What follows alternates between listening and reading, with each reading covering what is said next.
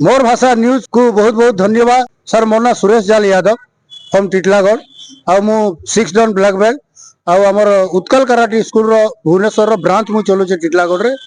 आ हमर पिला माने प्राय ऑफिशियल गेम सब खेलुछन। आ वर्तमान आमे जाइथिलु 26 रु 29 तारीख डिसेंबर रे हमर भुवनेश्वर उत्कल कराटी स्कूल ठारे 14तम सर्वभारतीय ओपन कराटी चैंपियनशिप अनुष्ठित होइतिला। हाराहारी 1200 बालक बालिका प्रेजेंट होइतिले।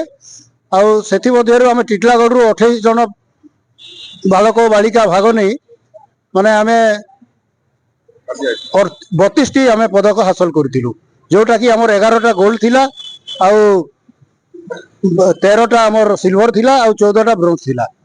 आउ आमे कराटी तो बहुत दिन करी आसुचु, तार संगे संगे गवर्नमेंट रो प्रोजेक्ट जेंटा सेल्फ डिफेंस भी दउछु आमे सब स्कूल कॉलेज मान के। तार संगे संगे मुई एबे कहमी एबे नुआ इयर्स रे हमर लागि तो माने 2024 बहुत बढ़िया दिन थिला, जेंटा कि आमे एते गुडे मेडल नै कि आइलु। आगामी पीढ़ी रे हमर पिला माने डिस्ट्रिक्ट स्टेट आउ नेशनल रे मेडल आनबे बोली मोर आशा अछि। आ मु समस्त को कहमी जे कराटी रे एंता एक्सरसाइज अछि जेन एक्सरसाइज रे जने कंटिन्यू करूथिले आरोग्य हेबाटा निश्चित है।